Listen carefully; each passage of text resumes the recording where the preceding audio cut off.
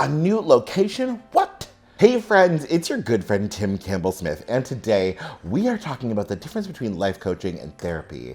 This was a really commonly searched question that I definitely have a lot of strong feelings about. I had a lot of strong feelings about before I went to school for social work. So we are going to talk about, these are very different modalities and very different ways of supporting people.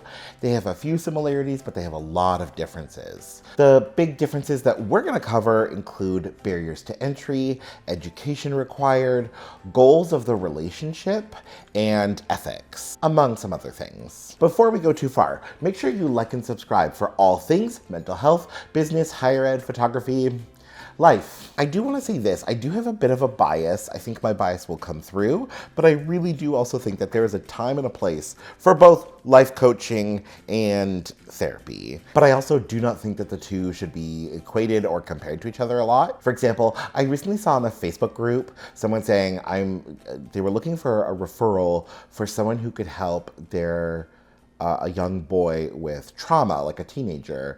And a life coach said, oh, I've coached a lot of people to release trauma. And in the province of Ontario, which is where I'm applying this to, which I know the governing bodies, you can't say that kind of thing. Like a life coach would not be trained to handle that. So there is quite a difference. The first big difference between life coaching and therapy is the barrier to entry. In life coaching, anybody can do it. Life coaching, coach, those are unregulated titles. Anybody can call themselves a coach. You can get titles from different groups. They're not regulatory bodies, but different groups. My understanding is that the International Coaching Federation is a big one where you can get like coaching designations and training, but there's nothing stopping anyone from just one day going, I'm a life coach. I'm gonna tell or work with people to live their best lives. Versus therapy, which has a way higher barrier to entry, which is a huge part of the problem on why we don't have enough therapists. The minimum required to be a therapist in Ontario is a bachelor's of social work. And even then, most people think a bachelor's of social work is not enough. You're really actually looking at master's degrees, a master's of social work, a master of arts in psychology, a master of arts in counseling or counseling psychology. That's however number of tens of thousands of dollars to do those programs. That requires a lot of privilege, a lot of access to money, the amount of time, checks, so that this way you can know that your therapist has been training to do that job for a very long time.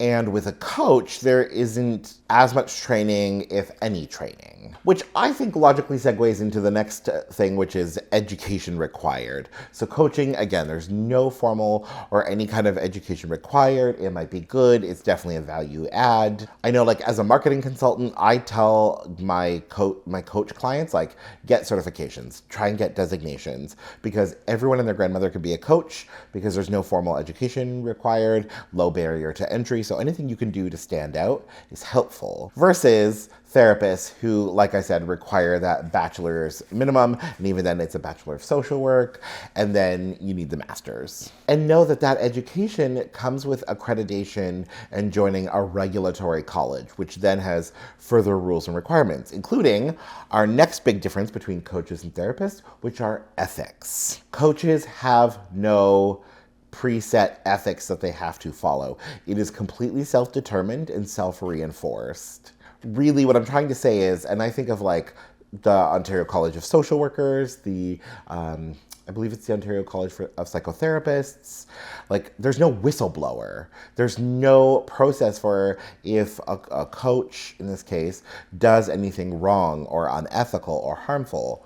There's no one holding them accountable. Versus therapists, every college, so social workers, psychotherapists, psychologists, music therapists, we have governing ethics that we must follow, that we could be held accountable for, that if we break, we could get in trouble, we could lose our license. It governs what we can and cannot do, including, for example, rules of advertising. This is why, and this drives me bananas, but coaches can say anything and get away with it. Social workers, psychotherapists, we can't. One big difference there, for example, coaches can say that they specialize in anything that piques their interest. I know social workers, if we say we specialize in something, we have to prove that we do specialize, that we are able to specialize, that we are competent to specialize. We'd have to show continuing education, continuing training, professional development. So there's some pretty big differences in terms of ethics. Next, let's talk about skills and modalities. First, I want to highlight a big similarity between most forms of therapy and coaching, which is that it's talk-based. People talk things out. I do know there's a couple of coaching modalities like NLP that doesn't rely on as much talking. I've seen NLP coaches try to say like, no talking is required to process your trauma. As someone who's been through NLP, like, yes, you do still talk. It is still a talk-based therapy. The two are talk-based, but then what you do with the talking and what's possible outside of that then seriously diverges between coaching and therapy. Coaching is primarily about asking questions and asking questions for the client to seek their own clarity, their own understanding. Another huge part is accountability.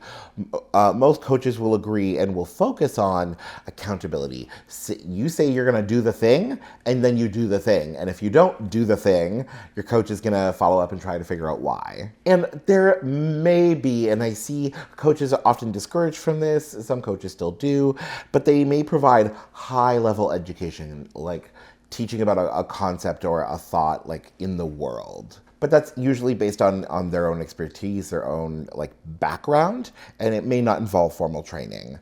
Versus therapists, who do also ask a lot of clarifying questions. I know one strategy that therapists will use is rather than tell you what to do, because therapists are not going to tell you what to do, that doesn't respect your autonomy, that creates a codependent relationship. So they're not going to tell you what to do. But something therapists will do is they'll teach you something, or they will suggest something in the form of a question. Therapists are trained in counseling and therapeutic relationships. And so everything that they're doing is relying on that training to create a therapeutic relationship that is healing for the client. It will also provide psychosocial education. So explaining like, how do emotions work? Why might you be experiencing your emotions the way that you do? They can handle crisis management and they can de-escalate. So sometimes in therapy, really difficult things come up that can be hard to process. Your therapist is trained to make that a happy, but like as healthy and calming an experience. They can handle trauma when difficult conversations happen. It will mainly be talk-based. Some therapists, and part of their licensing and part of their abilities, will also use other forms of therapy. So I know like therapists might integrate horticultural therapy, play therapy, expressive arts therapy, which coaching kind of can't. Next, there's a huge difference between coaches and therapists in the goals and outcomes of the work together. I would argue, and this is a hill I will die on, it might be unpopular, I think coaches have three primary goals and outcomes. Clarity for the client, accountability, make money for the coach. It's ironic that therapists can't really keep you on a hamster wheel of therapy to make money because, God forbid, if their records were ever subpoenaed by a court and they were asked, they would have to defend the therapeutic reasons why they recommended someone stay in therapy. Versus a coach, which because of the lack of regulation, because of the lack of ethics or boundaries or whatever, they're not bound by that. So they can just try to make as much money as they want. That's why they're selling packages and all these other big things. And therapists, for the most part, charge hour to hour, session to session. So then you have what are the goals and outcomes of therapy? I would argue liberation. I learned that from my therapist and I thought that was really cool. They also want to teach you and pass on skills and abilities. I've always argued the point of therapy is to be able to handle this moment and any moment in the future. Dealing with this moment and what you're experiencing now, that's why we kind of look to your past and to childhood, because we're often repeating those patterns of behaviors. But we have to unpack the now to figure out how we'll handle the future.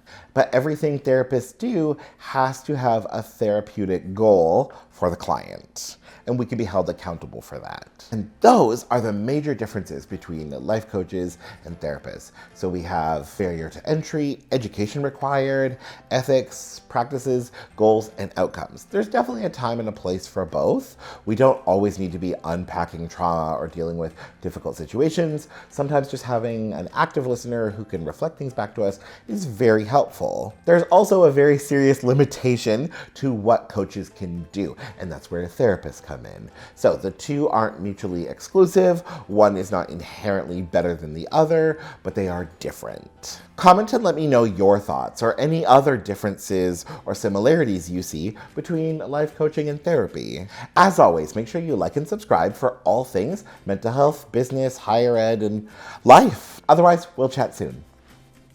Bye for now.